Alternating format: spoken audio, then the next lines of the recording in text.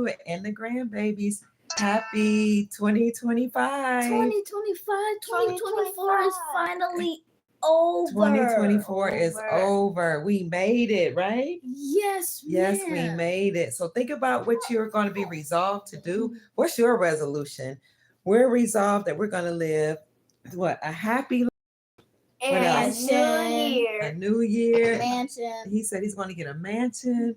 What Ma, else? you said you was gonna get a mansion. I am going to get a mansion. We're going to have a happy new year. We're going to be the best version of ourselves. And we're going to rejoice. We're going to treat people well this year. We always try to treat people well. But we just wanted to come on and say Happy New Year, family. Happy New Year. Sorry we're so early in the morning. We're exhausted, aren't we? No, ma'am. You're not sleepy? I am. Happy New Year, family. They're saying Happy New Year, baby. Happy New Year. Happy New Year. We're in the bed. We're tired. I'm tired. You're not tired? No more. No more. No. Oh, man. Everybody's celebratory. We heard all these fireworks outside. I couldn't sleep. First, they were probably shooting guns or something. But at least it wasn't as bad as it was when we lived in Louisville. What do you mean? We used to hear guns and explosions. We just heard firecrackers this time. Come on, Ryan, you can get closer. Firecracker. So this is Amin Ra. Amin Ra is a boy. He just has long hair. He was named after the what? Sun god. The sun god. Egypt. And the god of Egypt, sun god of Egypt. And he came to his mom when he was in his mother's womb and told her that his name was Amin Ra. So that's how we got his name. And this is Cherish Mi Amor. Mi amor means my love in Spanish. She is Puerto Rican. Her mom is from Puerto Rico, her mom's family.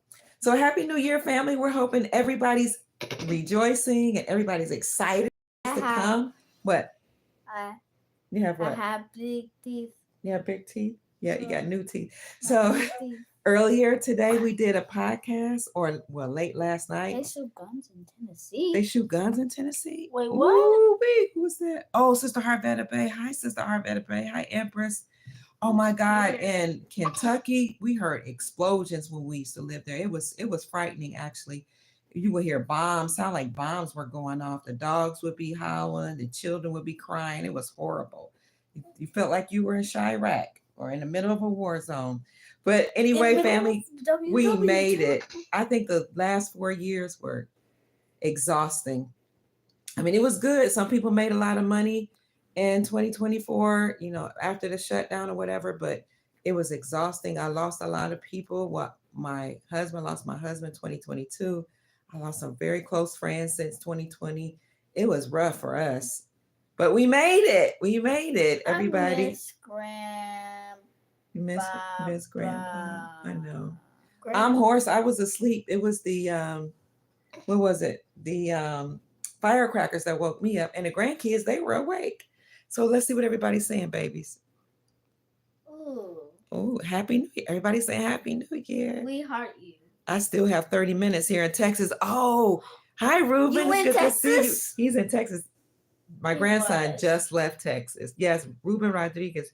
Mr. Ruben Rodriguez is in Texas, but it's not New Year there yet. Wait, what? No. Because they're behind the hour. They're behind an hour. Okay. But that's bad because they don't be able to celebrate New Year right now. What came first, the chicken or the egg? I don't know. Mikal. Mikal Jordan. Chicken. Let's see. Chicken Have comes you first. heard that the Capitol building and the Empire State Building were hit by lightning? No. In Louisiana. Doug, somebody said that Capitol building, Empire State Building were hit by lightning. I guess so. I'm in Louisiana. They still have 2 hours to go in Louisiana. Granny, you are the world's. It says you are the world's. Where? You are the world's greatest. Oh, thank you. Thank you so much. We love you guys. You're awesome. Because of you, we are family. Where am I from? Somebody asked where am I? I am from. I was born and raised, in Cleveland, Ohio. I raised my children in Louisville, Kentucky. So I recently came from Louisville, Kentucky, but I am now in Jacksonville, Florida. We love it. We love the sunshine. But Grant, we love the people. Time I checked San Antonio. It was 80 degrees. Oh my God. At like 5. In the morning. 5 Somebody said p.m. Bruce said Nasara Jasara are kicked off. Oh wow. Thank you, Ron. Happy New Year. Happy New Year. So you guys know Bruce, he's the guy that gives intel, and they're saying he and a couple people are saying that Nasara kicked off January the 1st, right now, 2025. Some people are saying that we should be exchanging our Iraqi dinars the 1st of January. I'm not saying that's the case, but they're saying that Chance, I guess he does a chat, and some other people are saying that Iraq is done with everything. They're done with their auctions. They are releasing their lower denominations. Everything's ready. Their payment platforms are ready. They're ready to go digital. That news is coming out of Iraq. So hopefully it is time to exchange our Iraqi dinars sometime in January. So we know January the 20th is, what's January 20th? The inauguration of President Trump. We know that the Orthodox New Year is in January. We know that Pope Francis is supposed to open the last portal or the last Jubilee door. It's a ritual that they've been doing for years, since 1300, opening portals, opening doors, 5 portals, starting on Christmas Eve. But now we're calling those portals or those doors the Jubilee doors, the Jubilee portal. So we know that that's a ritual. They actually say it's a ritual. It's a good thing. They're letting us know that we are in the golden age, and that's something that President Trump keeps telling us every time he takes this stage. Now, as he's saying, the golden age for America starts now, and he is saying that we are in the golden age in America. So that's exciting. Basically, they're letting us know it's the Jubilee time. It's a time to celebrate. It's a time of debt jubilee, where you just eliminate all of the debt. And we're in a 50th Jubilee, Platinum Jubilee year, because biblically, every 7 years, you're supposed to forgive all the debt for all the people. You're supposed to let the slaves go, and you're supposed to let the land rest every 7 years. And then you're supposed to do 7 times 7. So every 7-year cycle, 7 times 7 is 49, but you're supposed to celebrate that 49th year on the 50th year. And that's called a Platinum Jubilee season. So that's biblical, that you're supposed to have a Jubilee every 7 years. I'm talking. And then on the 50th years, you're supposed to have a big celebration. You let the land rest, or a Sabbath rest for the land, and you let the slaves go free. So if you had an indentured servant, or you had a slave or a person that worked for you to pay off their debts, you're supposed to let them go and forgive their debt. And we're in that time, in that season right now. So this is a great time, family. We're excited. How y'all feel, babies? Good. And we didn't want to keep you on long. We just want to say Happy New Year. Happy New Year.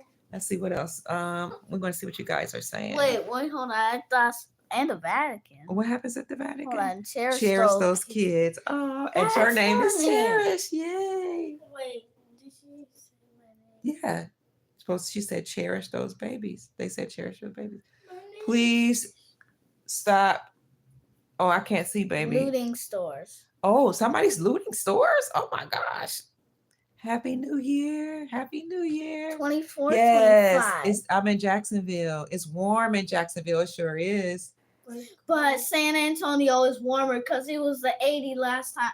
When? Come on, you getting 80 It was 80 when you were just there. 2 days ago. Wow. I didn't know it was warmer than here. Happy New Year. Somebody said from British Columbia, South Carolina. That is Silent Sam. Happy New Year, Silent Sam. And also Grammy. Hi, Sam. What's else? Somebody said, what's incoming, family? Bots incoming? Are bots in the chat?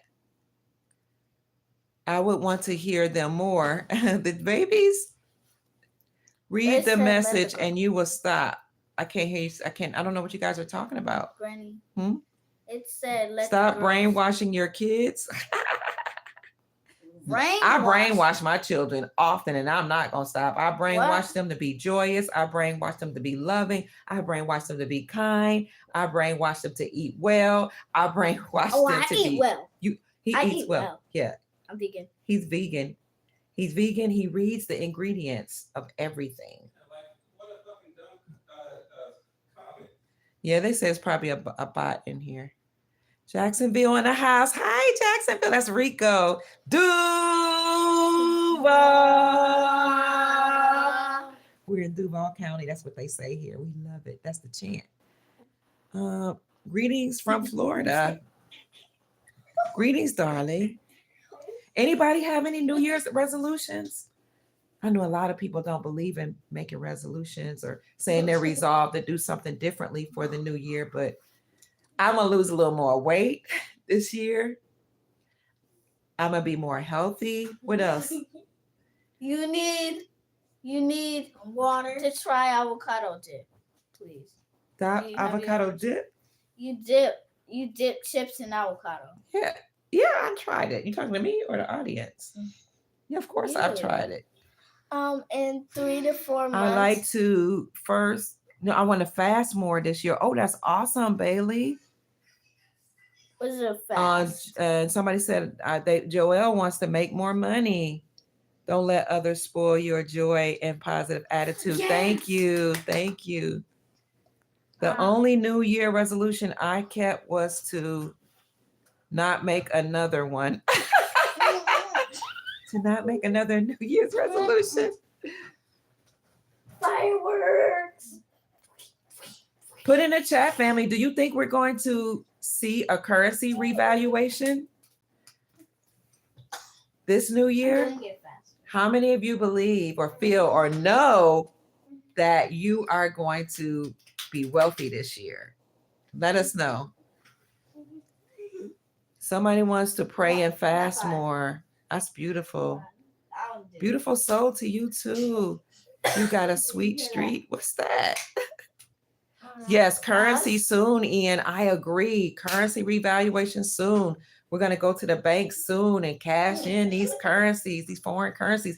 Because on last year, the banks met globally to make sure that they were ready to receive tier 2 assets. When that happened, I actually did do a live, and the article actually said banks met globally to ensure that their appetite was ready or something like that to receive tier 2 assets. And the article went on to say that tier 2 assets were foreign reserve currencies.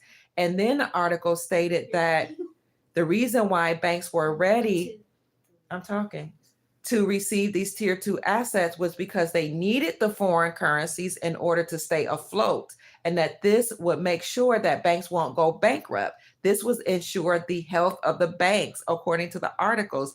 It's kind of hard to find them now, but I'll upload the video where I actually did a breaking live talking about how the banks were now ready to receive tier 2 assets.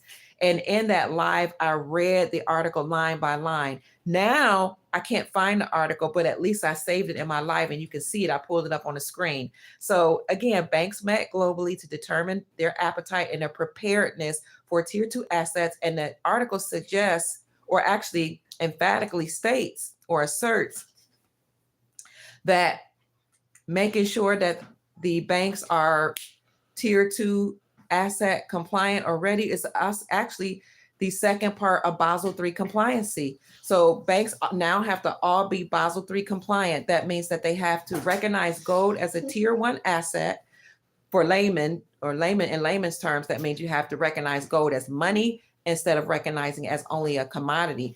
And the second part of Basel III compliancy is that banks had to be prepared to receive tier 2 assets. So that means now all the De La Rue machines are updated, the staff is trained, protocols are in place. Banks have to now be not only compliant, but they have to be transparent. They no longer can steal your money. They have to be regulated, meaning that they no longer can take your money and invest in other things. The bankers and workers, they're the ones that have to sign non-disclosure agreements that they won't disclose what's going on in your account. Banks have to also be compliant in terms of being set up with the quantum financial system or quantum financial accounts. And the quantum financial accounts are accounts that only read your energy centers or your energy so that no one else can hack into your account. The quantum account is actually a gift that was given to us by the galactics or the interdimensional beings that are on the planet. One of the things that I talked about in my live earlier today when I said 2025 is going to be glorious is that new technology that has been kept secret is now going to be released. And President Trump made a commitment to release those patents. About, I think it's like almost 5,000 patents that have been kept from us. Well, one of those things in the patent is not only med beds and advanced technology. You hear these grandbabies, you can tell they're happy. But also the quantum financial system, which is a sentient system, is living, feeling, breathing, something that we've never experienced. Again, that can read your energy, and it also can detect the motives of the individual that's making purchases. And if our motives are not good and we don't have good intentions on what we intend to do with the money, we won't have access. We could lose access. We will lose access. For example, if you want to do something nefarious with children, you want to buy drugs. All right, that's enough.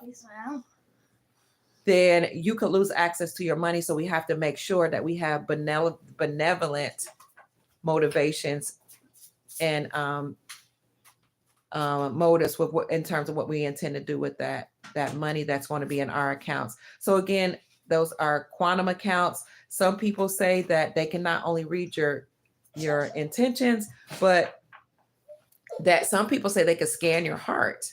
And a lot of people had issues with that, but I don't, because I have a good heart. I have a clean heart.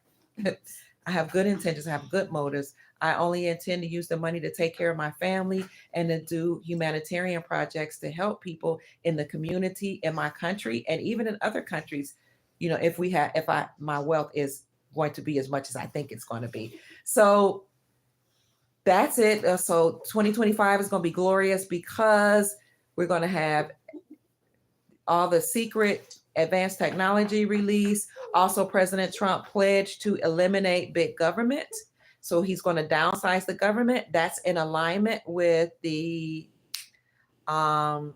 Supreme Court's ruling when the Supreme Court overturned the Chevron doctrine this summer. Basically, that meant that the Supreme Court was saying that these governmental agencies that were created, they have to be dismantled for the most part. Most of them have to be dismantled because they created rules, statutes, codes, and legalities and policies that were against us. And they just wanted to put a whole lot of taxes on us and a whole lot of rules on us to keep us from living free. For example, your HOAs or your home owners associations had stated that you can't grow food in your own yard. Well, in the state of Florida, DeSantis overturned that in Florida and said that housing homeowners associations cannot do that anymore. They can't tell you can't grow food in your own garden. Well, the Supreme Court also determined that by saying that they were overturning the Chevron doctrine. So what's that? It says you're about to have a bad day. Oh, that Robert Chandler, y'all ignore that person. We just ignore this person. I don't know why some people are negative, but we're positive over here. So the Chevron doctrine was overturned. So now these governmental agencies, and there are over 440. I have a list of 441 so-called government agencies. All government agencies are corporations or entities like the FBI, the CIA, the IRS, the EPA, and a whole bunch of other ones. That the DMV, Department of Motor Vehicles, that's under one of those departmental agencies. They were created to just put a whole bunch of rules on us, like saying you have to have a driver's license and you have to have car insurance, all that stuff that's unconstitutional. Well, before the Chevron doctrine was overturned, the doctrine said that these agencies could do anything, say anything they wanted because they were determined to be the experts. The CEOs of those agencies, though, was nothing but a bunch of nefarious bloodline families, people, and their colleagues that had incorporated themselves in order to rule over us. So before, they could do whatever they want, say whatever they want. And if we didn't abide by those statutes and codes, policies, or whatever, they could send their policy enforcers or police officers after us. They could also put fines and penalties on us. And if we go to court because we didn't pay those fines, or we tried to appeal anything, the judges would defer back to the agencies and say that those federal governmental agencies or entities were actually the experts, and we had to do whatever they said do. So they could arrest us, they could put us in jail if we didn't pay those fines and penalties. So because the courts would defer back to the experts, they would sometimes call the Chevron doctrine the Chevron deference. Well, this summer, the Supreme Court says, nope, no more. That's unconstitutional. And in fact, it's treasonous. They went further to say any judge that allowed that to happen and deferred back to those agencies committed treason as well. And any judge that knew of a judge that allowed that to happen committed misprision of treason. So now those agencies have been determined to be unconstitutional and treasonous. This is why Trump pledged to downsize the government. So those 441 agencies, governmental agencies, again, are not constitutional. They're not part of our republic. They will be dismantled. And the people at the top, the CEOs, have committed treason. So he pledged to downsize the government. He pledged to to champion XRP. XRP is the digital coin that runs on a Ripple ledger to help you make transactions. So Trump said that he's going to make America the XRP and Ripple capital of the world, of the planet, he said. So he said he's going to champion XRP and digital assets or digital coins. He is going to downsize the government. He's going to eliminate taxes. He said he is against income taxes, which is in alignment with the Nasara-Jassara laws. So there would be no more taxation of the people. And the way he's going to deal with the government paying off their, or making money or paying off their bills, is by putting tariffs on exported goods, which makes sense because before we even had income taxes, the way the government would make money was by putting tariffs on exported goods. Was it exported goods or imported goods? Sorry about that. So anybody that wanted to make goods and services and do trade with America, like China makes everything. When they would import things, we would put tariffs. Now we're going to put tariffs on those items. The articles that I read suggest that that could be a bad thing if he put tariffs on other countries, because that could raise the price of those goods that are coming into our country. However, I see it as a good thing, because if you put tariffs on those items, then basically there will be an incentive for us not to do business with China and those other countries, and instead invite all of those industries that were here based at home in Detroit, in Chicago, in Cleveland, and Pittsburgh, and all the places that were here. We can now entice them to come back home. So President Trump will, or whoever's in charge, because Trump will only be in charge for a short time. He will have to step down at some point. He is the last president of the United States Incorporated. Some people think he's the president of the Republic. I'm not so sure of that. But he is the last president because he is the president of he is the transitional president, taking us from the corporation or the United States Incorporated over into the Republic. And now we're calling the Republic the re-inhabited Republic, because a lot of people didn't even know that we had a lawful government before those bloodline families took over. So President Trump, again, is the interim president, and he's the go-between between the old guard and the new guard, or our new re-inhabited or re-established republic of this dynasty that was already here, being back online. Speaking of the re-inhabited republic, we're going to have Chief Pontiac, also known as Rod Hayes, to come on the show Thursday night. I had said 6 o'clock. It'll probably be 8 o'clock, somewhere like that, to give everybody a time to come in. But Thursday night, he's going to talk about how we know the republic has been restored and what's going on behind the scenes to reestablish the dynasty that was here, or the government, I should say, that was here before the bloodline families coalesced against the dynasty that was here and enslaved the people and created their own central bank, the Federal Reserve central banking system. So he's going to talk about how we know all of that is defunct, dissolved, bankrupt, etc., and how we, the people, have been liberated and been restored, have had our government restored. So getting back to President Trump, he's going to champion XRP, makes this the Ripple XRP capital of the planet, he said. Downsize the government, eliminate state taxes, and there were some other things he was going to do. Oh, release secret technology and patents that have been kept from we the people. One of those things that's going to be released is med beds, and there are articles out that assert that the med beds have actually already been released, and some of them are already in the hospitals. So this is exciting because the med beds are these beds or advanced technology that you can lay in, and it will cure all the ailments in your body. You can regrow limbs, you can regrow your teeth, your organs will be regenerated, your cells will be regenerated. And some people say you can actually age regress in the med beds.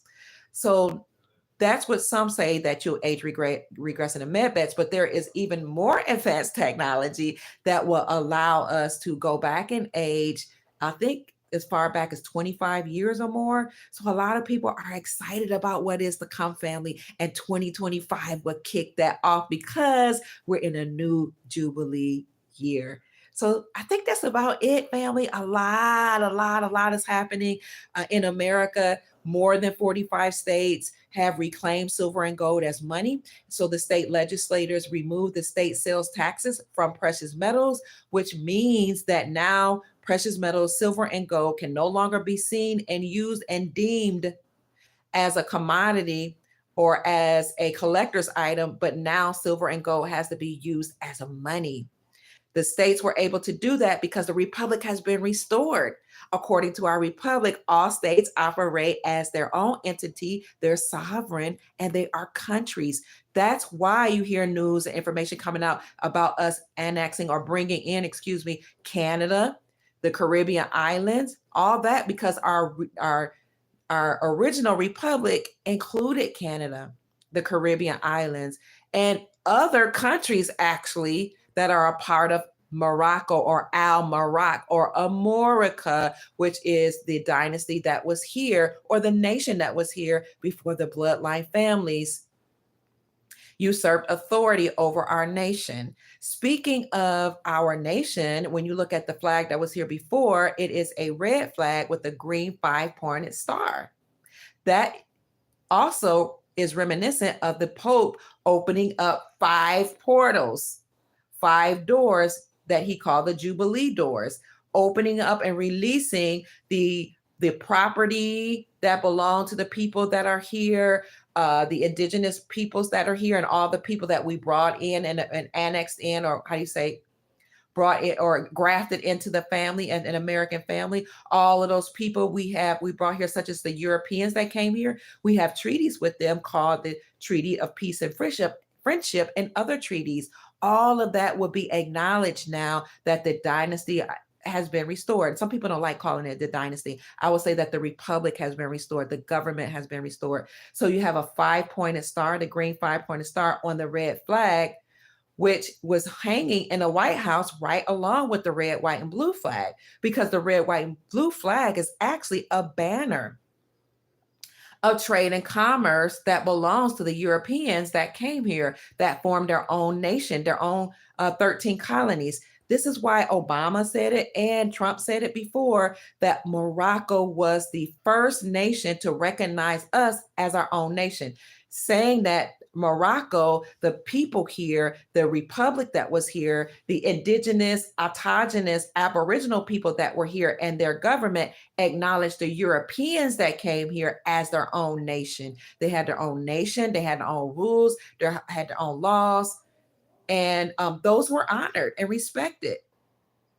And the American dynasty that was here, Morocco, Turtle Island, also called Northwest Africa, the North Gate, the Northwest Gate, whatever you want to call it, as it relates to the government that was here before, again, had their own flag, their own government, their constitution for the republic, which was actually created by the Aboriginal, yes, copper colored people, but indigenous peoples that were here. And that's why people say that the Constitution was styled after the Iroquois Federation or Iroquois peoples, because they were letting you know that there was a dynasty here already. So those are some of the things that Chief Rod Hayes, also known as Chief Pontiac, has been talking about with me, and he will come on Thursday night to tell you more about that. And then we'll have other people to come on to talk about what the republic looks like, what the original constitution looked like,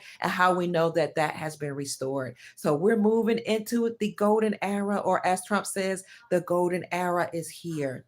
Now, President Trump is a president that is a figurehead, and being actually used to usher in the season, because he again is the transitional figurehead, ushering us back into the republic from the old guard. Because actually what happened was that the United States Incorporated, the group of bloodline families that took power from or usurped authority from the republic that was here, and incorporated themselves in Delaware in 1871 and created their own constitution called the Constitution of the United States Incorporated, and incorporated as a nonprofit religious organization with the Pope as the head. That's why it was religious. That entity created their own banking system called the Central Bank of the Federal Reserve Central Banking System, which is not federal. It has nothing to do with our republic. That entity, the United States Incorporated, was running side by side with the republic for America. The republic so you had two governments that were actually operating side by side, and two constitutions, the constitutions of nefarious, the United States Incorporated, and on the other side, the Constitution for the republic, running simultaneously. The republic never went anywhere. The Constitution never went anywhere. And people who knew how to operate in their sovereign capacity were going by the republic. They didn't vote because the original Americans, we weren't never supposed to vote. We're not the United States Incorporated. Citizens can vote. Citizens are slaves, and they had us calling ourselves citizens, and they had us voting, but we're not even supposed to vote for the people in the United States Incorporated. So people that knew that operated in their sovereign capacity, unfortunately, under the old system, they had to file certain paperwork, and they had to get it right. They weren't sovereign citizens, because you can't be sovereign and a citizen. Those are oxymorons. You're either a citizen, a slave of the United States Incorporated, or you're sovereign, you're free, a free person on the land. The people that knew how to operate in their sovereign capacity filed certain paperwork to put the United States Incorporation on notice.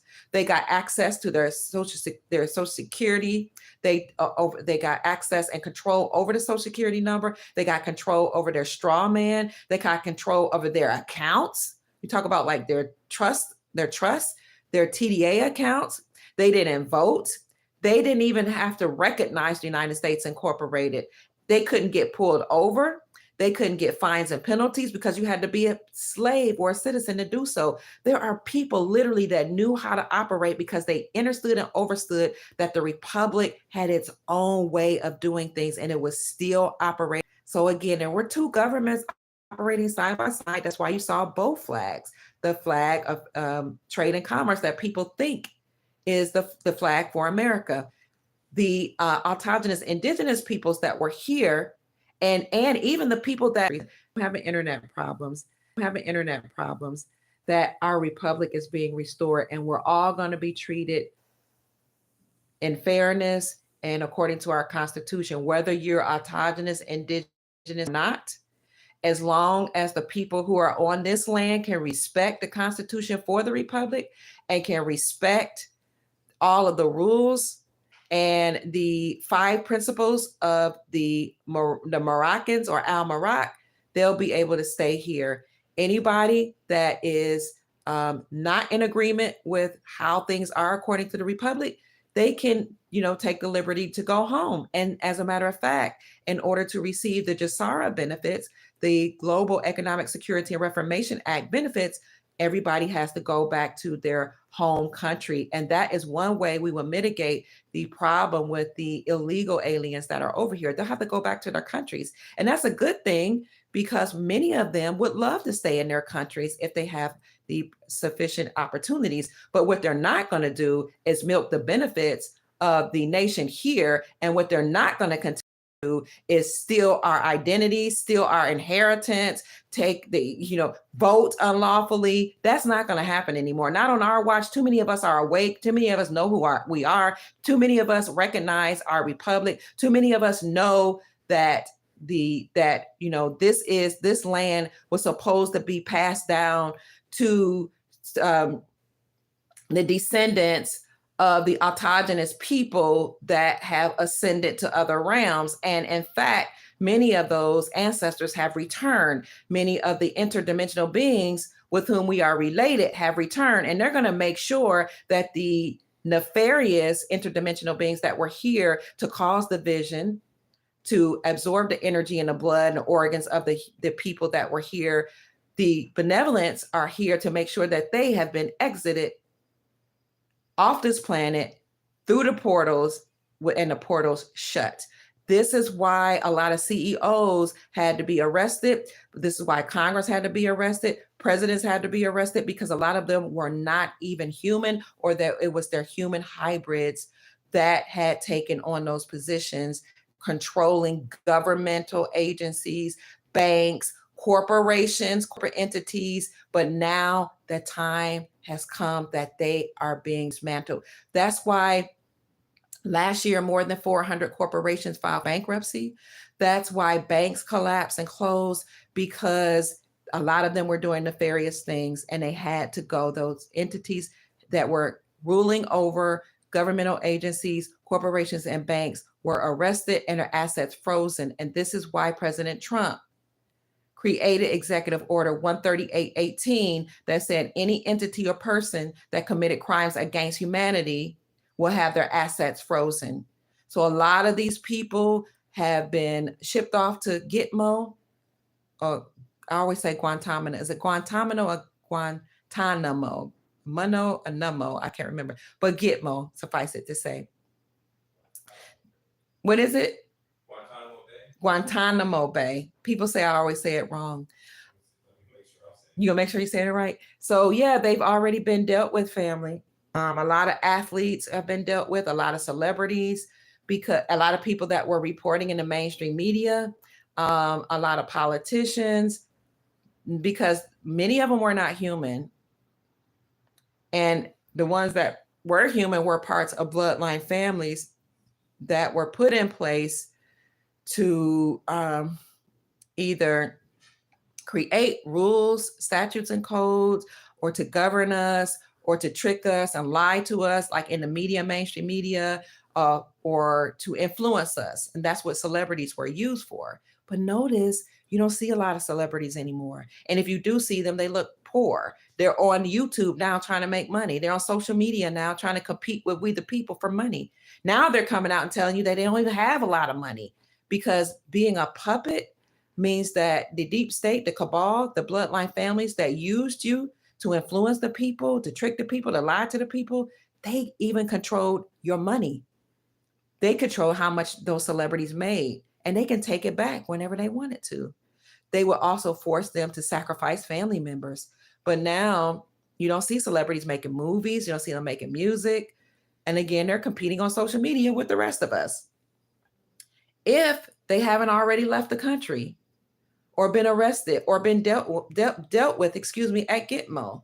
So we have ushered in a new season. And I have to say, family, we're responsible for helping to usher in this joyous, amazing, wonderful new golden age, because we've been praying. We said we had enough, or we've been commanding that this stops. We've been commanding that our wealth comes in. We've been commanding that our prosperity be released. We've been seeking out our ancestors and calling out to them, commanding that they come and help us out. And so now we're here. We've been ushering in this season by focusing on positive things and imagining how wonderful it's going to be wealthy, to be prosperous, to be joyous, to have peace on earth, to have planetary peace. We've ushered that in, family. I know I've helped in that charge by making sure that I raise the vibrations, right, of all of the people that listen to me. I always focus on the good part of the news.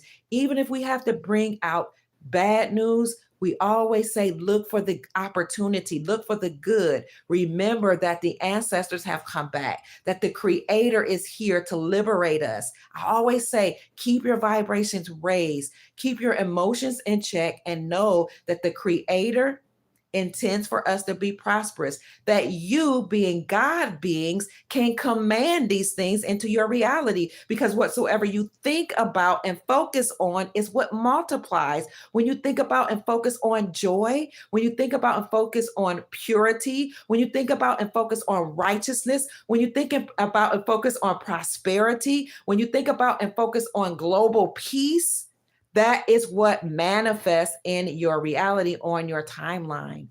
This is what the deep state did not want us to do. So they poisoned us. They kept us dumbed down by putting things in our atmosphere, spraying stuff in the air. They put poisons in our food. They try to poison our mind by putting in programs of racism and sexism and transformation. Y'all know that trans word. All the stuff to confuse us, all this chaos, division through religious affiliations, causing division. If maybe you were a Christian and trying to make you hate Muslims by blaming the explosion of the towers on our Muslim brothers and sisters, trying to cause hate between the so-called religious factions, political division, all that. Also the deep state, the cabal, the bloodline families that were over governments and entertainment and politics and all that would create movies like slavery movies and movies with violence, gun violence, and rape and actual say assault. Yeah, actual say assault. Trying to speak pig Latin. Or SA. They would have movies with all of that, with gore and blood and all of that, because watching that through your eye portal would bring down your vibrations. You would actually become terrorized by watching those movies, or vibrating at your lowest chakra about watching a bunch of XA on TV. And some of those things that you see, they will say, oh, it's just a movie, it's fake.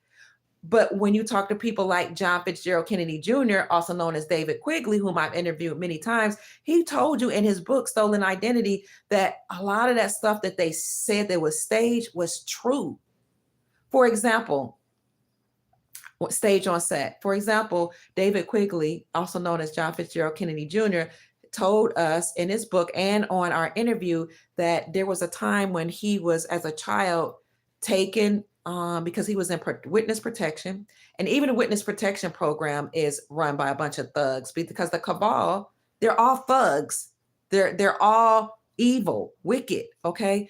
They would force him to do things, force him to take drugs. A lot of celebrities grape them, anal penetration, beat them, cut them, force them to do all type of things, and then waterboard them, drinking a bunch of water till they pass out, taking bad drugs, manipulating them through MK Ultra mind control. But David Quigley, whose real name is John Fitzgerald Kennedy Jr., one time, after being sexually assaulted and beaten till he passed out, had they put some type of covering over his head, took him to an undisclosed location where he had no idea where he was because he was drugged, and put him in a bathtub, and he was passed out. And when he woke up, he was being beaten. Well, when they took this thing off of his head, he was being beaten, according to his account, by Denzel Washington.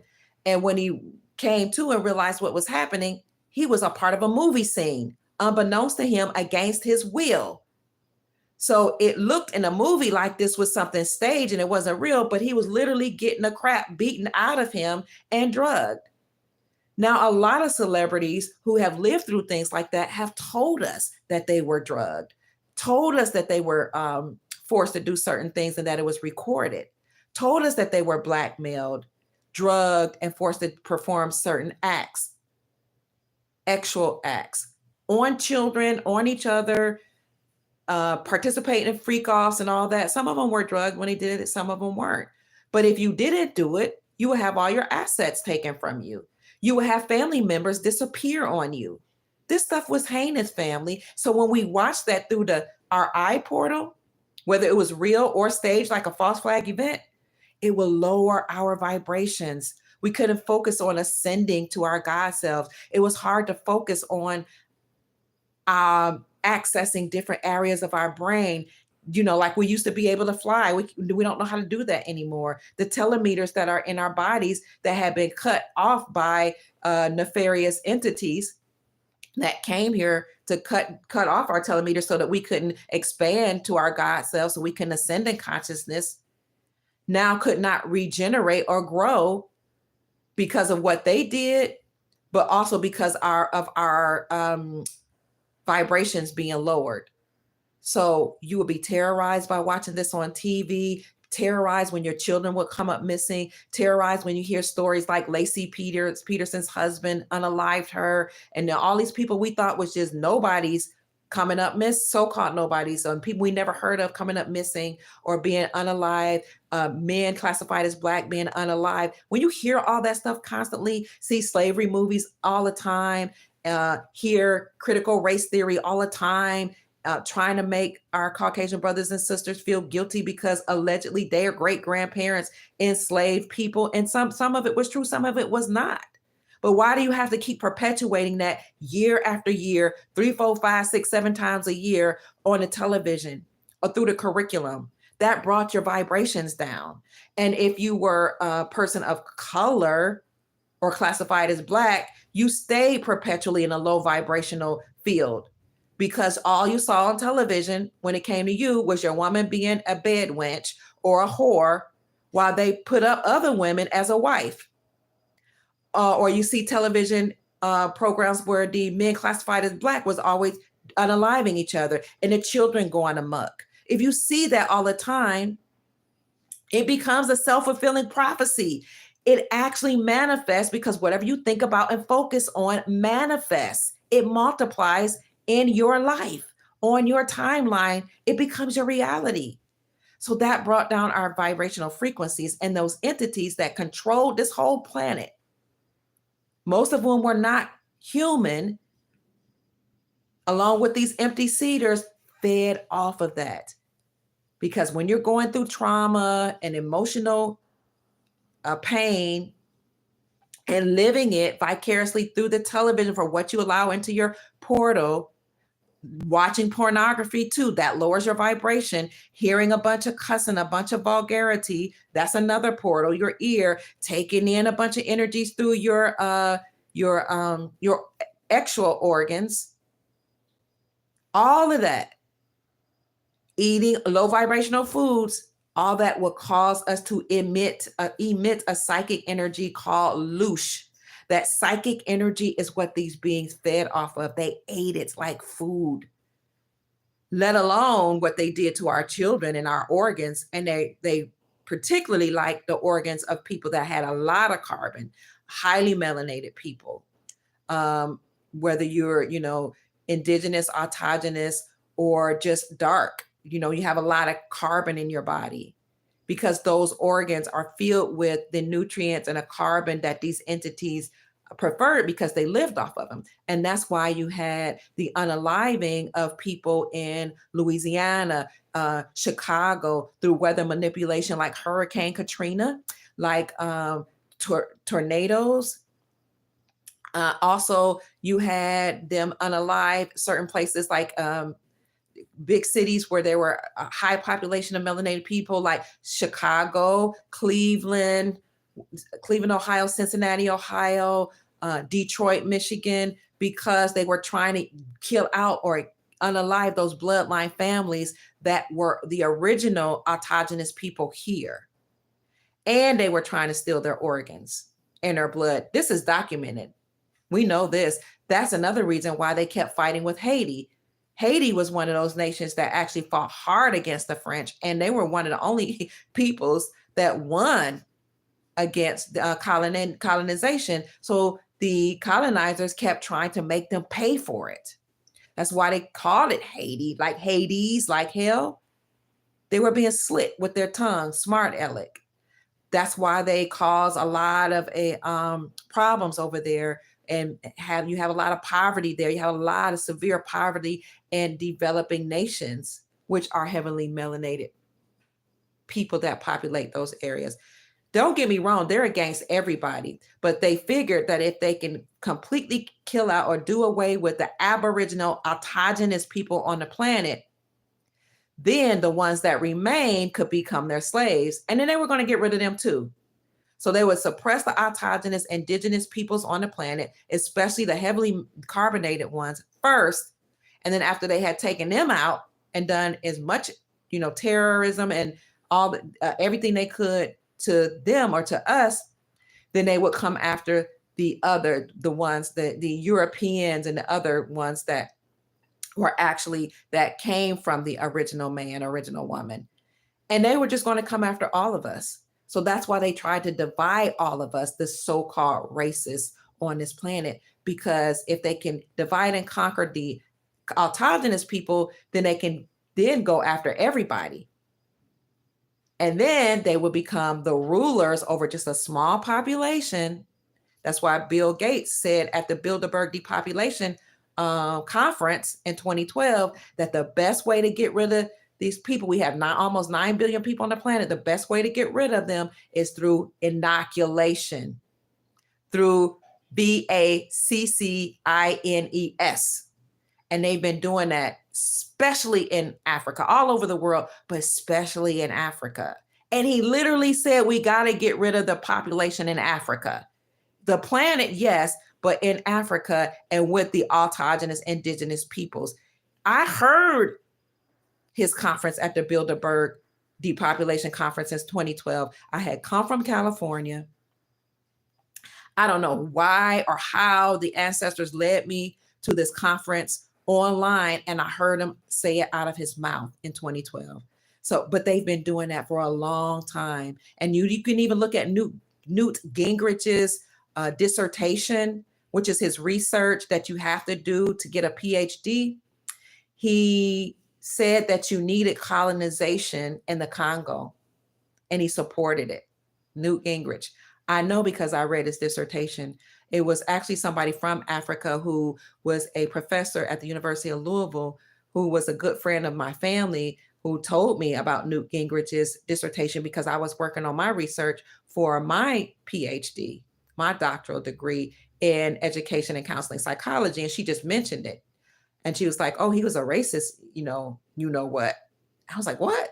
So she was like, if Newt Gingrich she called him a dumb behind, can say those evil, wicked things and write that less than stellar paper and pass and get his dissertation and, pass his dissertation and pass his comprehensive exams and get a PhD. Congolese people. By the way, did you hear that the Congo was the richest place, one of the richest places on the continent of Africa? Son? I've heard that. Yeah. I've heard something like that because of some of the minerals that they use for glasses. Yeah, some of the minerals that they use, I think also cobalt that we use on our phones, a lot of minerals and things that we use here in America come from the Congo, which is why they kept it suppressed and kept the children working in the mines and, doing slave labor, not only in the Congo, but also in Mali, Burkina Faso, and Niger, which is why those three countries kicked the French off their land. So Vladimir Putin actually is the one that told people start using your own local currencies and stop trading with the dollar. He said that in 2022, and he kicked it off by using his own Russian ruble for trade when Biden had put sanctions on him. So once he told the BRICS Union, Brazil, Russia, India, China, South Africa, to start using your own local currencies, he said, follow after me. That's why his Russian ruble became the strongest performing currency in 2022. He said, follow after me. Then he inspired not only BRICS to do it, but all those nations that were part of BRICS, that Brazil, Russia, India, China, South Africa coalition. But he also said all the African nations, you should do the same thing.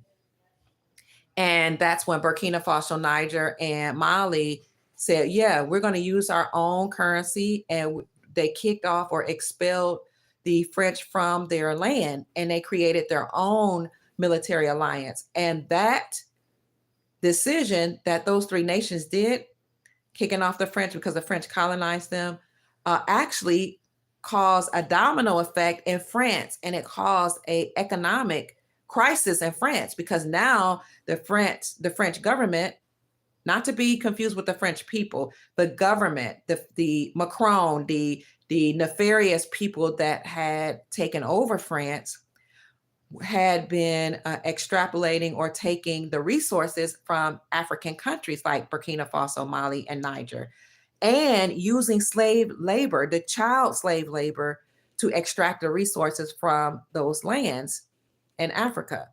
Well, they're not the only ones that did that, but that caused a problem with France's economy. And so the people in France did a no confidence vote. Thank you to Chief Pontiac is sending me a message. They did a no confidence vote in France and got rid of the whole French parliament. They got rid of the Minister of Finance and his whole administration, and they pressured Macron to step down. Macron did say, I'm not going anywhere because my term isn't up to 2027. But according to the last article that I read, he was supposed to step down by December of 2024. So we'll see if that happens. But again, the reason why the France government had pressure on them is because now they no longer could extrapolate or take the resources from African nations. What is the name of that conference? Is it the Belgium conference? What is the name of that conference where the Europeans decided to divide Africa? Berlin Conference. Thank you. The Berlin Conference, which is established, I want to say, might have been the 1800s. Double check. Thank you. The Berlin Conference was a time when European colonizers got together and decided how they would divide up the continent of Africa. Some parts of Africa went to Belgium, some went to France, some went to Spain, some went to Europe. So they just said, you know what? We're struggling as a nation, as a group of people, as Europeans, and we need to maintain our livelihood and have some type of resources. So instead of doing it on our own, what we're going to do is we're going to divide the continent of Africa for ourselves. We're going to enslave the people. We're going to steal their identity. We're going to force our language upon them and our religion on them. We're going to desolate their lands and cause famines over there. We're going to inoculate them with our vaccine bays. Got to be careful, I'm on YouTube. With our you-know-whats. I already said it. So if I get a strike, you know why. And we're going to make it hard for them and cause them to suffer so that we can enrich ourselves. Now, this is most likely unbeknownst to the people, the everyday people in France, in the European nations, and Belgium. The Dutch also colonized a part of Africa, Spanish. The people didn't have a say in that. The governments did that. The bloodline families that were in control. Well, now those African nations are expelling the people from the continent. Now, let's talk about America, because nobody wants to talk about America. The same thing happened. We know that happened, but we're not talking about how a lot of those entities and their human hybrids will have to leave this place because they extrapolated and stole the identity of the autogenous indigenous peoples here. Now, a lot of people don't have a problem when they think about, oh yeah, we did the Native Americans so wrong. We took land from them. They're the first people, but that's not even the truth. The so-called Native Americans crossed over here through the Bering Strait from Asia. They're not the autogenous people here. The autogenous people here are the copper-colored races found here by Christopher Columbus. That's why the 1828 Webster's definition says that they're the copper-colored people. The definition of American are the copper-colored races found here by Christopher Columbus, but now applied to Europeans because some of the Europeans that came here, many of them were welcome here. They had their own treaties. We had alliances between us, but then you had a group of them that were used by some of the Moors that came here and brought them here. And they coalesced together to take over the empire here, to steal the identity of the autogenous people here, to change their classification from indigenous to colored, to Negro, to Black, see where I'm going, and now calling us African Americans when we are the autogenous, indigenous, original Americans that from whom they stole an identity, our property, the land, the resources. Then allow everybody and their mama to come over here, take the resources, take jobs, as well as the Native Americans, some of whom we do have treaties with and made it with, because we love to make love. Everybody does make love. When you make love, you don't make war, right? Allowing them to take on our identities and allowing some Europeans to call themselves $5 Indians by signing themselves up on the Doll Rolls and calling themselves indigenous, some of whom had no indigenous blood, so that they can get the resources from the land and so that they can take on our identities and they can have governmental benefits and own casinos. And that's why Trump said years ago, they sure don't look like Indians to me, because he knew a lot of them had not an inch or a drop of Indian blood or indigenous autogenous blood, aboriginal AB blood. So the people, the negative energies that are here, no matter what your complexion look like or how much carbon or melanin you do have or lack or whatever, whether you're a Moor or whether you're somebody else, or whether you come from another country and you're enjoying the wealth without being lawfully here or rightfully here, those people have to be expelled. They have to go because they came here with bad intentions and or they were allowed to come through the borders in order to further enslave the Americans that were here and their European allies that were here, that were allowed to come here and do business.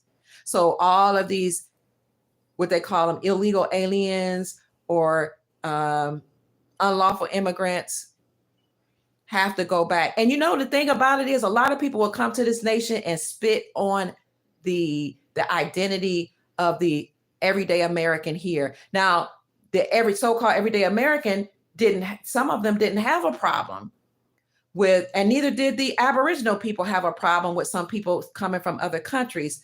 But we do recognize that a lot of them didn't respect us. A lot of Arabs don't respect us. A lot of Indians don't respect us. A lot of the Asian people that are here doing business lawfully and not unlawfully, they don't have respect for the so-called Black people, copper-colored races. As a matter of fact, they will put their business in your neighborhood,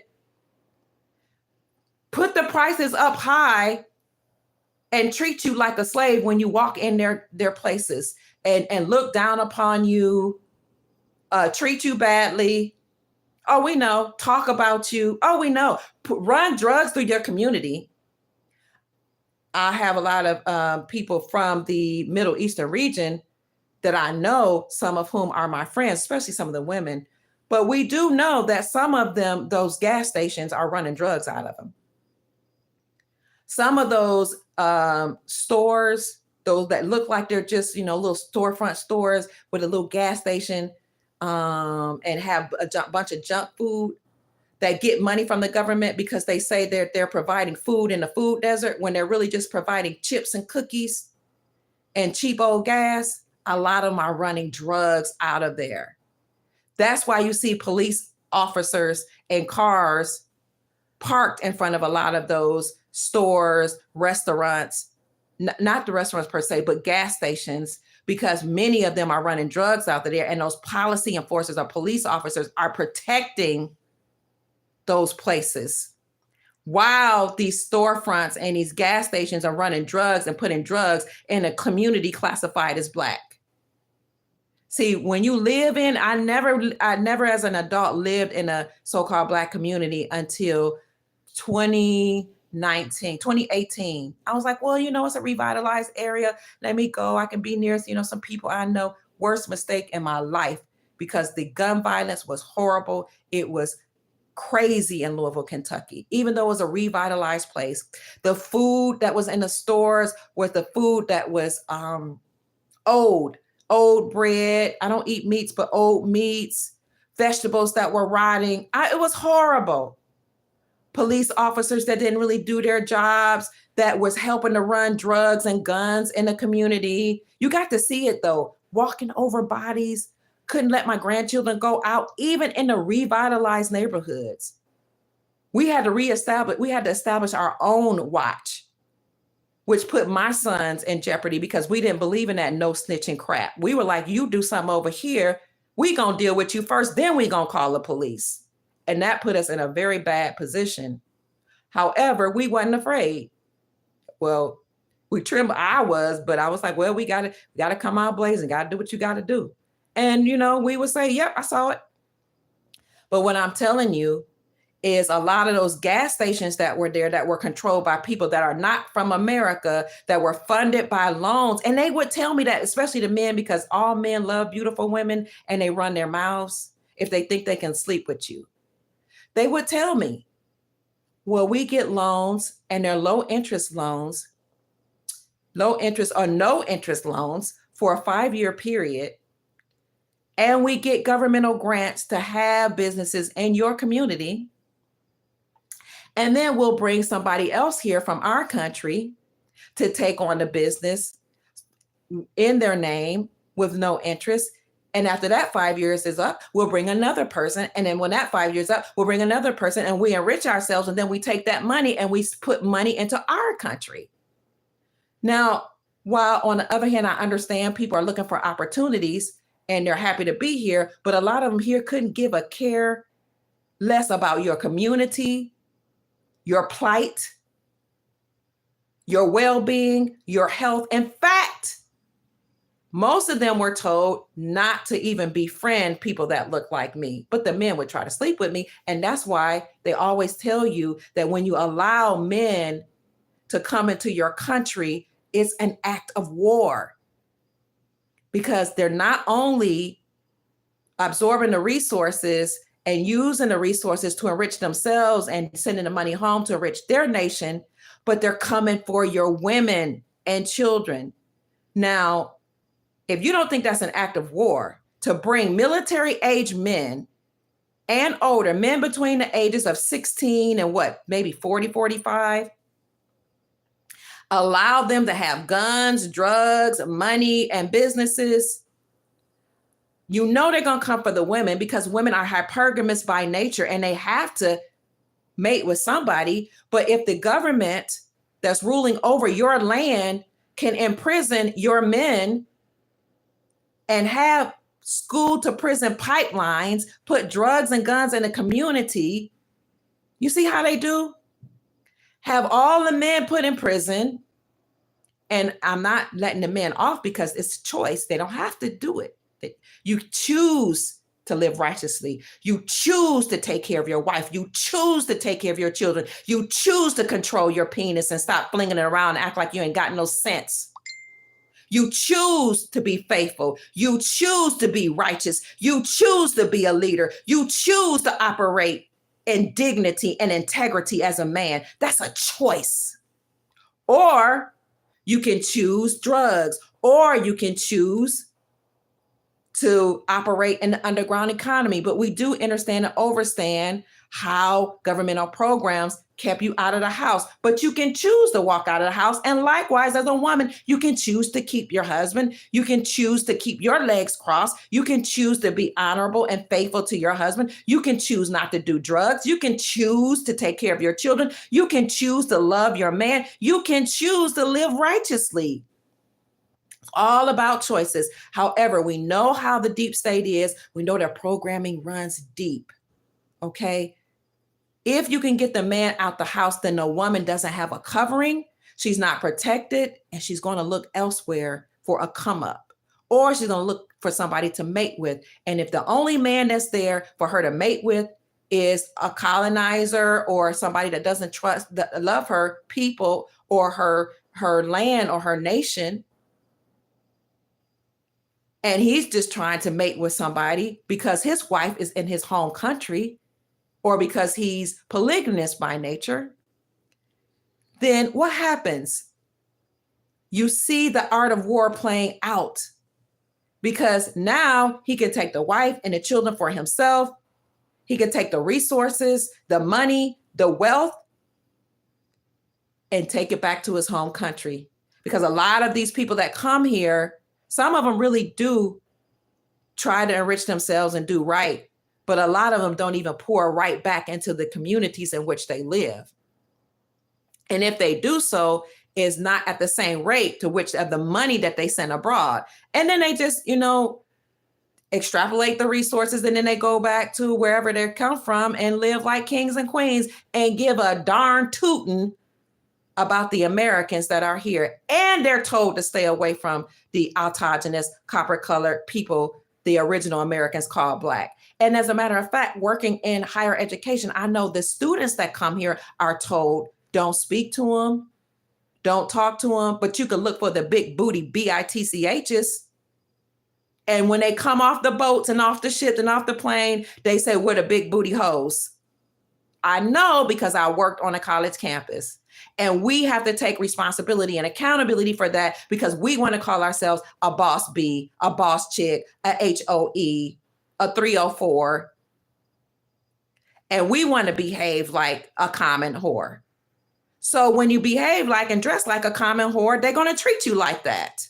When we behave and act like what we see on the television, then that's what people would treat us like. So we all have to take responsibility and accountability for what we allow in our homes and in our communities. I'm not letting anybody off the hook. And because we are so in love with the celebrities who are paid to program us, when they come into our cities and put drugs in our cities, I know what I'm talking about.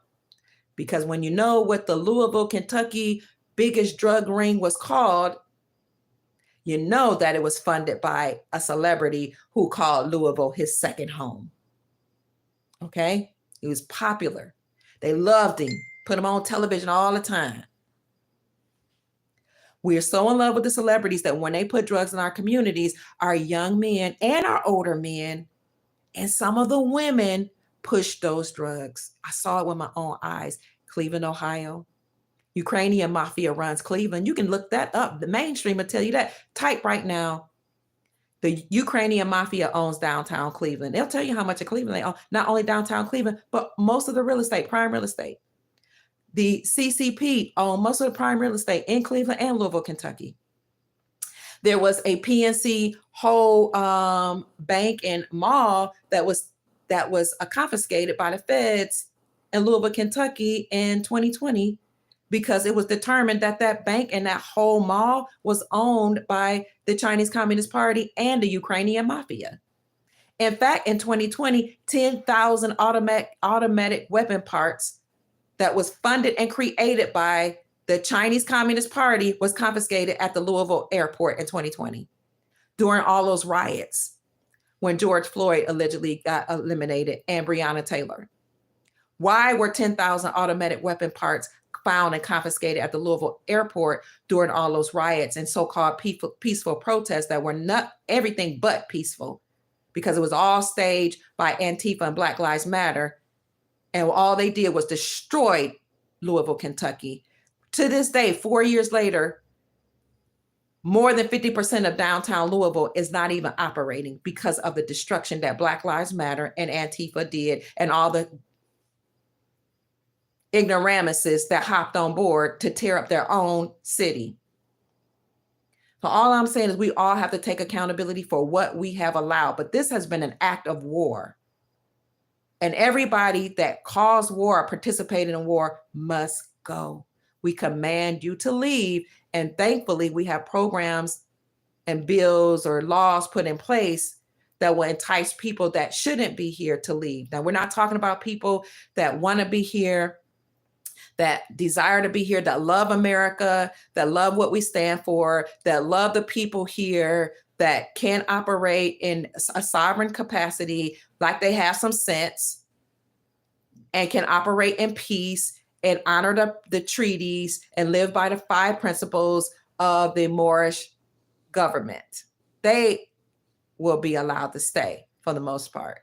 But the ones that are here that try to steal the identity of the people and the resources and mistreat the people here, they won't be welcome. And so Nasara and Jasara will encourage them to receive their own benefits at home, which is a good thing because they can build up their own lands. Now, usually when people talk about it, they're like, yeah, you get to go home and you get to build up your land. That's a good thing. And I'm with you. I think that's wonderful.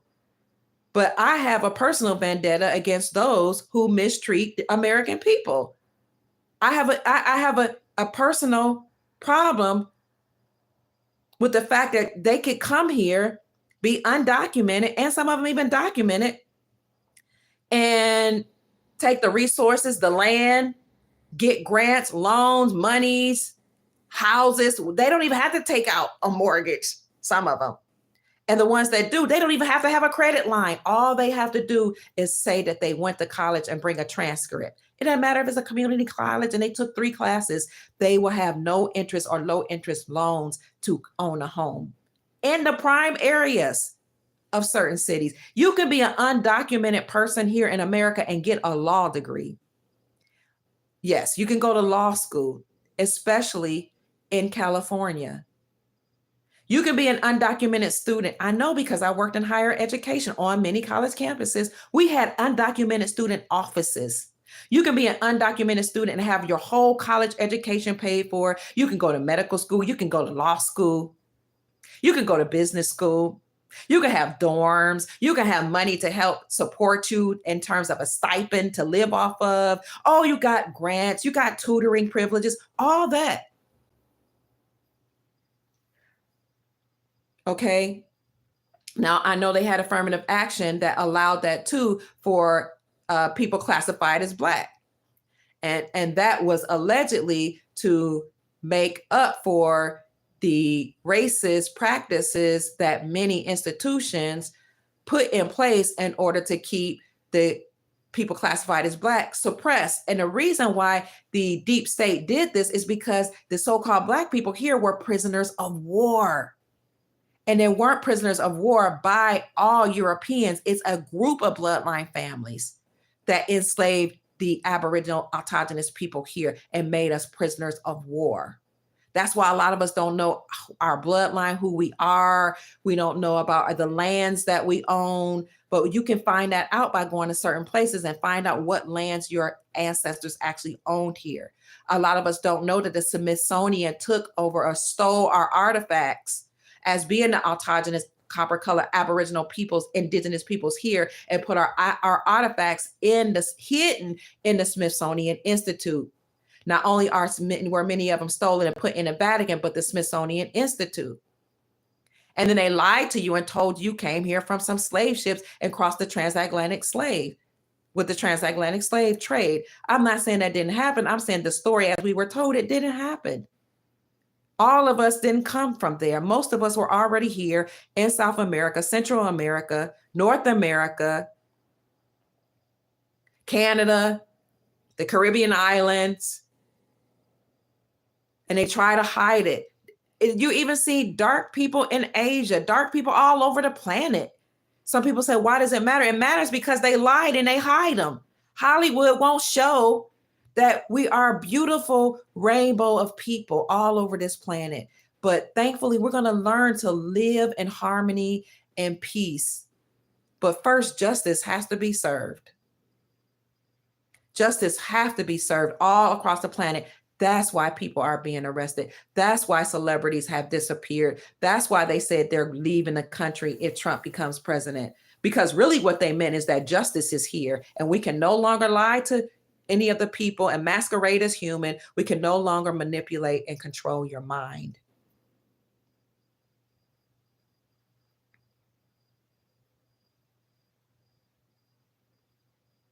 Freemasonry. Oh yeah, a lot of Freemasons actually controlled the governments, and secret societies were running the world. Somebody says religion doesn't belong here. I heard that. And I see you all talking to each other. Yes, a lot of people that are here are descendants of kings and queens. And we're kings and queens. Do you know why they called Trump a king? Because he has access, how you say it? Access to his estate. Some people say that he also, depending on what story you read, he or people like him not only access his estate, but others as well. Depends on which account you believe. But they called him a king because he has access to his estate. When you gain access to your estate, family, you can operate and will operate as a king and queen because you will be in control of your estate. You all have a trust attached to your birth certificate bond. And you can also create trust. So when you get those Nasara benefits, because every person on the planet will receive benefits, and this is our money that's attached to our birth certificate bond that was securitized and traded on the New York Stock Exchange, unbeknownst to us, accruing interest, earning money. Once you get access to that money, which you will, it might be by way of a universal basic income, but you will receive thousands of dollars per month. Be wise, be a good steward of that money and put it in a trust. A trust controls and owns and houses or holds your assets, and you control the trust. The trust holds and controls the assets, and you control the trust. Put them in trust. And any assets that you acquire, whether it's digital assets, gold and silver, anything that you acquire, a home, land, what else are businesses, put them in trust, an automobile, pay it off, put it in a trust. Credit will go away. You won't have to get credit. You won't have to get a mortgage loan. All that's going to be done away with this year in 2025, during the year of Jubilee. Put everything in trust, and that becomes your estate, and you control all of the things that you own that are in your care. That's beautiful. And you can determine how those assets that are in your trust are to be divided once or if and when you ever decide to transition from this body. So you're all kings and queens. You all have trust. You all have money right now. It's not in your hands. So I want you to envision, think about how wonderful and amazing you're going to feel once you actually see the money with your eyes in your hands. So how you have to do now is act like it's already here. Attach a joyful feeling to the wealth that you have. Imagine how happy you're going to be able to feed your families. Imagine how wonderful and glorious it's going to be able to purchase whatever you desire, to live in a beautiful home, to clean the water. Imagine how wonderful it's going to feel to beautify your community, to plant flowers, wholesome, healthy heirloom seeds. Feel it. Doesn't it feel amazing to see and smell fresh flowers? Right now, they only plant trees that are male trees. That's why a lot of us have asthma and allergies, because these trees and flowers just shooting out pollen, and there are no female trees to catch it. These beings are nefarious. they have an ought against the feminine principle and against the divine feminine. There's something wrong with these entities that have enslaved the planet. That's why they keep out the woman when they talk about the Bible. They've kept out all the wonderful things that the divine feminine has done. They made Mary Magdalene a whore when in many accounts say she was actually the wife of the biblical person Jesus. They left out Aset when they talk about the Trinity. They call it Father, Son, Holy Ghost, but it was originally Asar, Aset, and Heru. Thank you. Asar, father, Aset, mother, Heru, son. It was father, mother, son, not father, mother, Holy Ghost. I mean, Father, Son, Holy Ghost. See how they kept out the divine feminine?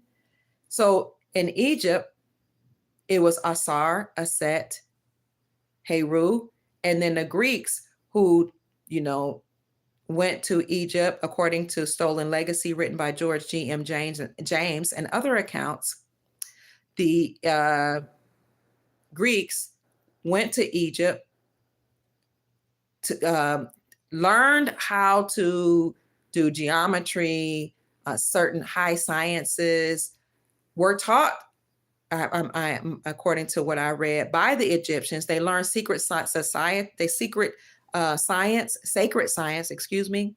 They learned how to do magic. They learned a lot of stuff, but then they overtook the Egyptians, burned down their libraries, stole all the knowledge and took all the stuff for themselves. And now they call it Greek mythology. So wherefore, whereof it was Asar, Aset. What is it? Heru. Then they created Osiris, Isis, and Horus, father, mother, son. Then the Romans kind of capitalized on what they took from the Greeks, and they came up with Father, Son, Holy Ghost, but them all being male or masculine principles of each entity. They have something against the divine feminine, but they won't be able to do that because now the planet is being flooded with divine feminine energies. If you read the Sumerian texts and other texts that predate the Bible, Happy New Year, lady. I see you all chiming in. You know that they say that there were people that came from the planet Nibiru that seeded humanity, or certain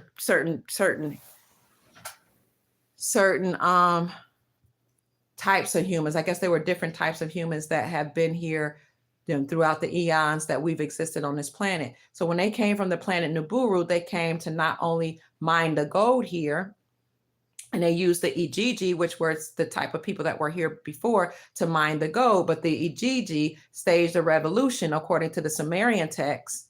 And so the brothers that came here, Enki and Enlil, came here, and they decided that, okay, the Ijiji won't work for us, and now we have to create a group of people using our genetics. So a lot of people will cite the texts that talk about Enki and Enlil, but they keep out the sister Ninhursag or Nimna, whose womb, their sister, whose womb that they use to incubate these new humans that they created, who they say are our ancestors. So allegedly, we are related to some of the beings that came here from other dimensions or other planets. They seeded us. So when you read the Sumerian text, they talk about Enki and Enlil. They call them the Elohim. They created religion. They created politics. They created a lot of things, and they taught it to the beings that are here, according to the Sumerian text. I'm not saying it's true. I'm just saying that's what the text that predate the Bible says. My point of bringing that up is just like they leave out the divine feminine in the religious text and they make her evil, they make her being a person that goes against the man. They put all the fault of humanity on Eve. They say that she went against Adam. They say she came from his rib, when, it really makes more sense that men come from women, because we each have a navel, which means that the navel is attached to the umbilical cord, which means the umbilical cord comes from a woman. So, that whole story in the Bible, I don't know if it's completely factual or it's an allegory, I don't know. I wasn't there. But saying that a woman came from a man's rib just seems a little kind of hard to prove scientifically.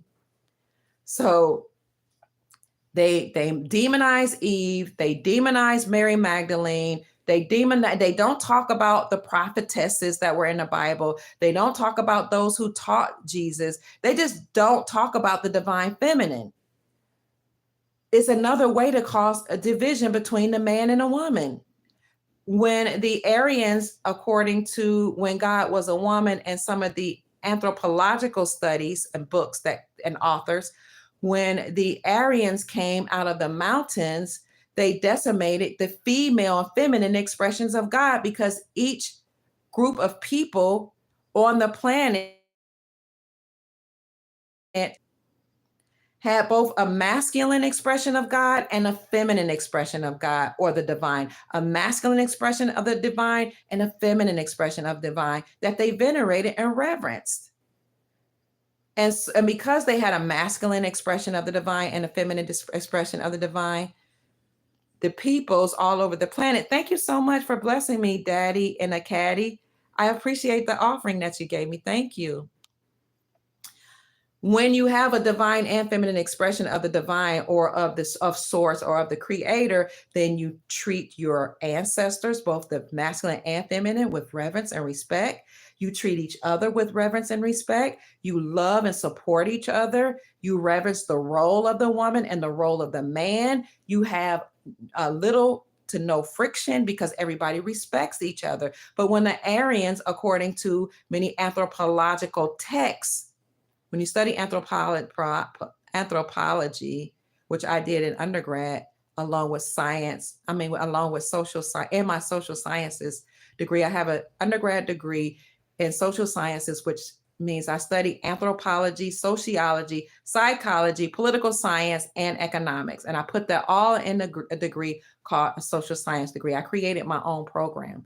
But the anthropological studies, you study the records of ancient people, you study the fossils, you study the artifacts, all of that in order to get an understanding of how the people live. You understand and overstand their culture, their philosophies, their traditions. But according to anthropological writings, the Aryans came out as a warrior group of beings or males out of the Caucasus Mountains and decimated the female or feminine expressions of God all across the planet. And they incorporated only masculine religions. That's where you got your Abrahamic religions. Only masculine religions with a male God as the head. No reverence for the divine feminine.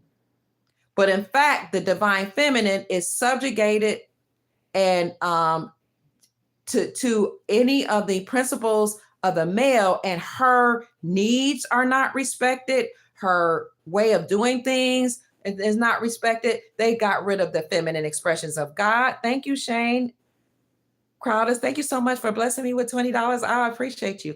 They got rid of the divine feminine expressions of God. They got rid of the seers, the women who had wisdom, who could see into the future. They got rid of all of our women who were practicing what they now call magic. They unalived them and called them witches. But at the same time, they studied the magic for themselves, right? And they came up with a way to enslave the peoples on the planet by using our magic against us. They totally decimated the divine feminine. They totally got rid of matriarchal ways of doing things, because in matriarchal and matrilineal societies, the property and the wealth was passed through the woman, because when a wealth is passed through the woman, it doesn't matter who fathers the children, all children are provided for. And they controlled the womb of the woman, because now when you put in a lack of reverence and respect for the woman, and you put a man over all of her religion, her way of doing things, her way of having balance, because the divine feminine and masculine, that according to anthropological studies, actually in matriarchal or matrilineal societies operated in peace because the man was recognized as the warrior. He was respected as the warrior. He was respected as the one that would go out and kill the meat. He was respected as the one that would protect the clans and the tribes. The divine feminine or the woman was the one that would seek answers from the ancestors. The woman would perform so-called magic by coming up with concoctions to cure and heal people. The woman was the one who passed down culture and things like religion and philosophies. She taught. The woman sanctioned and anointed the king.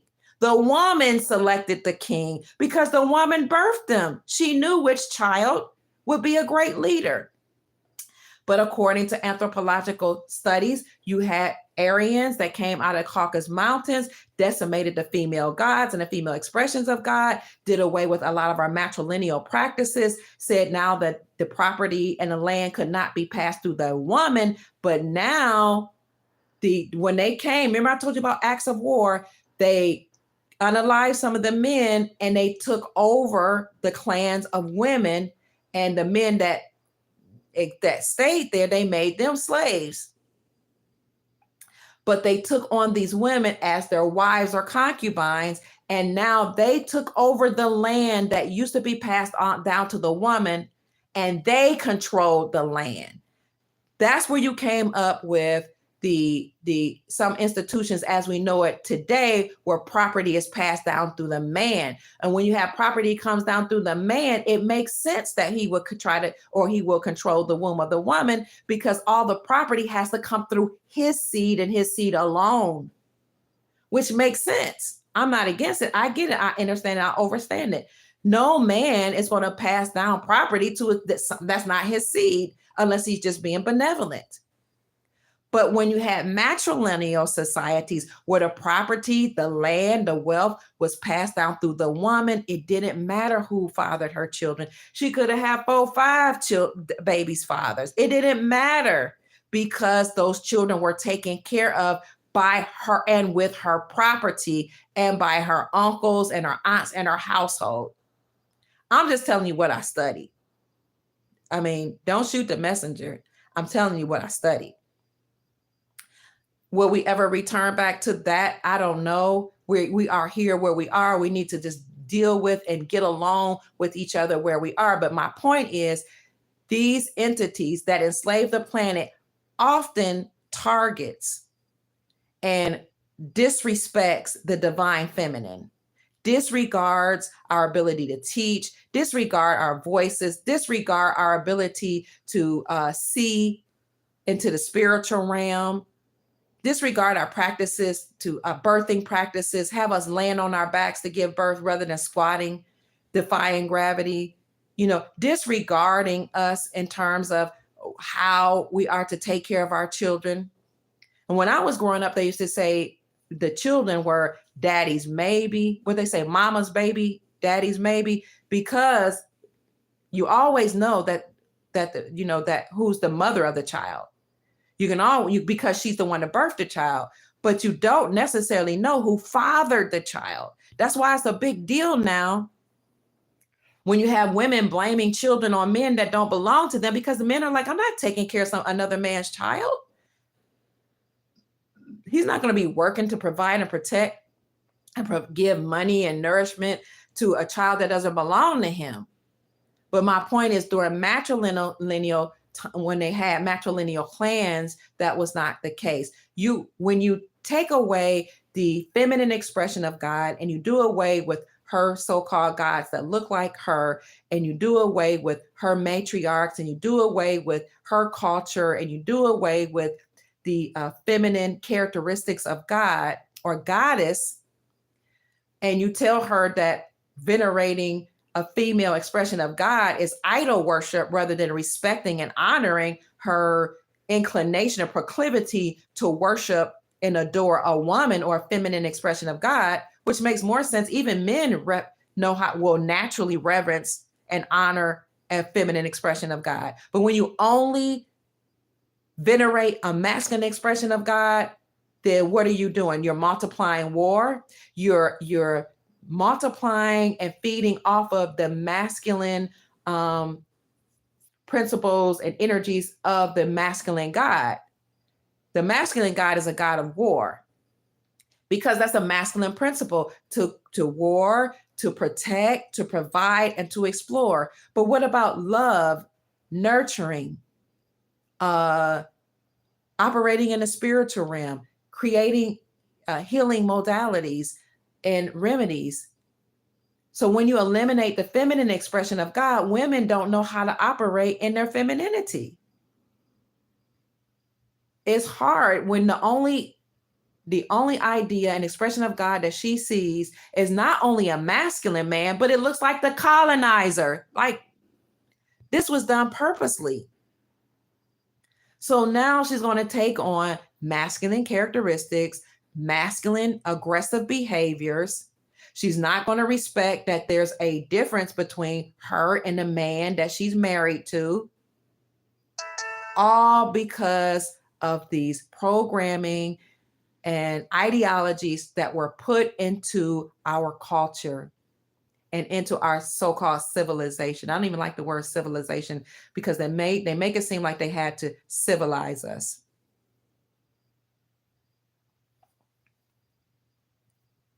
Thank you for being here, family. I appreciate you.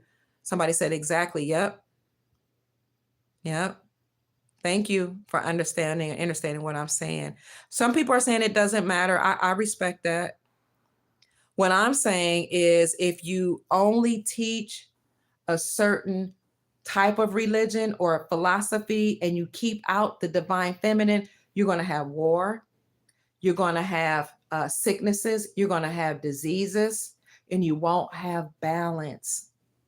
So my point is, they keep out the divine feminine. They took out Aset. They demonize Isis or Aset by calling the Islamic rebels that took over Iraq ISIS. They could have called her something else. They could have called that group something else. Yes, it's some Islamic faction or whatever, but they could have called it what Obama called it. Obama called it ISIL, and people made fun of him. But in my mind, they're demonizing ISIS or Aset, which the people in power like to do. Again, that's why they plant masculine seeds and no feminine trees to catch those seeds. That's why a lot of the cows and cattle that they would unalive would be the feminine, the females. They took away the feminine expression of God. They demonized the women in the Bible. And people teach their sons to run through women, and back in the day when I was growing up, to lie to women, to do certain things, that to get as much, go through them as much as you can, sow your royal oats. But then they'll demonize the woman who laid down and had sex with them and will not marry her because she's for the streets and she's only to play with. But this is the way we indoctrinate the minds of our sons. Now, we used to teach our daughters to keep their legs closed, to operate in their femininity, to be sweet, loving, and kind, to operate in our capacity to educate if we did have a job, or to bring life into the existence. But now we masculinize our women and tell them that you're equal to and the same as a man, when it's not true. We're not the same. We're not even physically built to do the same things that men do.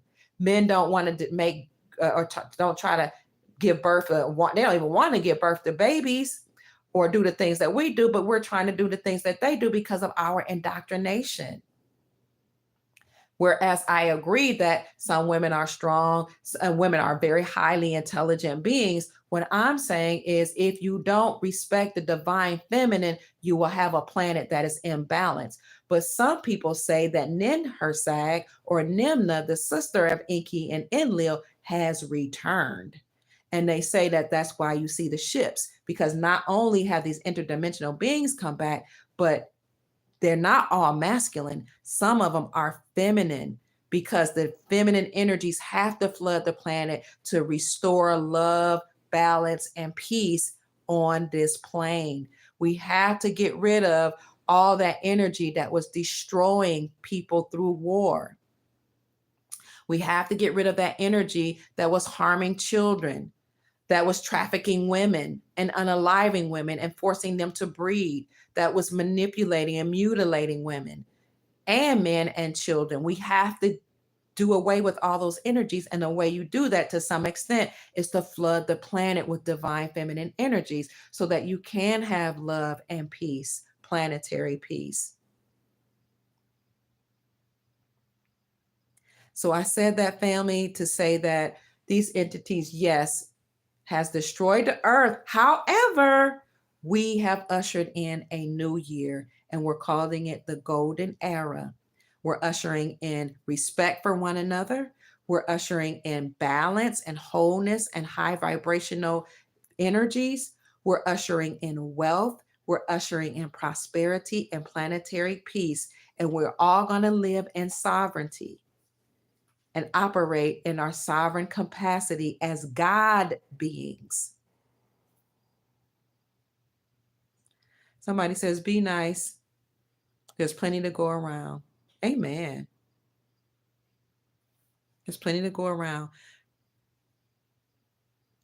Oh, Daryl Johnson says men will always rule the world. Well, we're going to have a world where we have peace and we're going to restore balance. And the men are going to help do that. The men are going to help.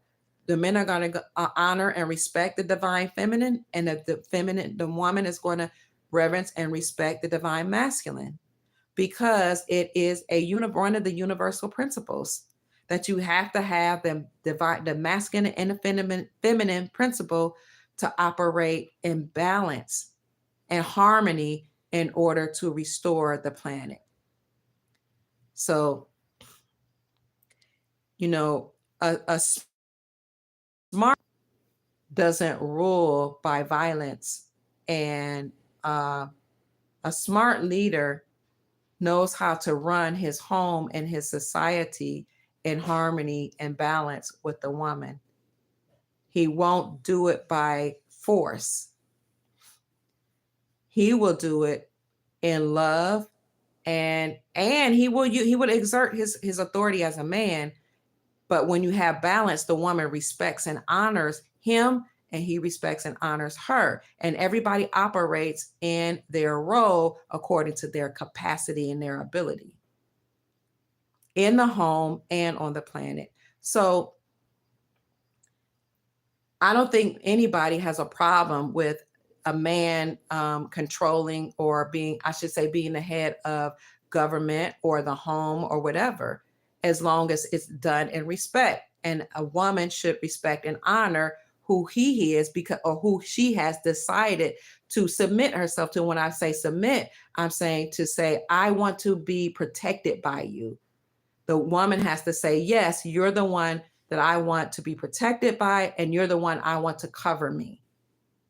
And as such, she respects and honors him in his role, and he respects and honors her in her role as being the governance of the house and teaching the children, or whatever you all decide it should be in your home, because it's not my job to say what should go on in your home. But these are things that you pass down through your generations and according to your culture and your society, which has unfortunately been shattered and fractionalized by people who are in power, taking away authority from the people in the community that were supposed to bring about order, like the elders. You take away authority from the elders when you put them in a nursing home and leave there to convalesce, and you're not taking care of them. You take away authority from the elders when you say that the children have to respect somebody else outside of who's in their home, in their community. You take away the authority of the elders when you have a government that dictates what you should do in your own home and in your own community. But we're restoring that. I command it to be so. And it starts with each and every one of you bringing about order, reciprocity, and harmony and balance in your life, your personal life, and in your house. If each and every one of us does have harmony, balance, and righteousness in our own bodies, in our own lives, and then we make sure we have that in our homes, then that will filter out into the community, because a whole healthy society is built upon a whole healthy community, and a whole healthy community is built upon a whole healthy family. And a whole healthy family is built upon you being whole and healthy and high vibrational. So having said that, family, we've ushered in a new year. Happy 2025. So many wonderful things are going to happen. Again, we're going to see technologies and secret patents that's been held away from us actually being released and unclassified into our reality starting this year, 2025. We're going to eliminate taxes, and we're going to put tariffs on governments and tariffs on those imported items that come into our country instead of taxing the people. That's the way we're going to get rid of income taxes. We're going to give every single person money in their quantum accounts, every single person on the planet. And that money will come from your own trust that you already have, as well as assets that were frozen by the deep state and the people in power, because their assets have been frozen through Executive Order 13818. A lot of these things that are coming down through President Trump were actually ordered and orchestrated by the Galactic Federation, or these interdimensional beings that are now on the planet to help humanity. Some of you have met them, but all of you will meet your guardian angel or your mentor, your galactic mentor, and they will take you through a chamber. And when you go through this chamber or this portal, then your body will be changed from this carnal body to a crystalline body. And that's what the Bible is referring to when it says, in a moment of the twinkling of an eye, we shall be changed. It says that there will be a second coming of Jesus, and the dead in Christ will rise first. Then those that are alive and remain shall be caught up to meet them in the air. And then in a moment, in a twinkling of an eye, your body shall be changed. That the same scripture talks about Satan being enslaved for 1,000 years. We're living in that time right now. And that's why all these interdimensional beings that were enslaving us, doing things to our children and to our women and men, and taking our blood and using our organs, those entities have been exited off the planet. Those satanic forces, Moloch, Baal, that children were sacrificed to in Hollywood and by political people, all of those so-called false gods, satanic entities, they were taken off the planet. So that is what it means by Satan being in chains for 1,000 years. And the second coming of Christ is a Christos consciousness, or an awakening. That's what Corona was about, Corona. They were talking to each other in terms, because Corona means crown. That means we've entered crown as in gold, crown as in the energy center above your head, Christos consciousness being awakened, you ascending to higher dimensions, to the fifth dimension and higher, your Christ consciousness ascending, the second coming of Christ, a Christos conscious awakening happening.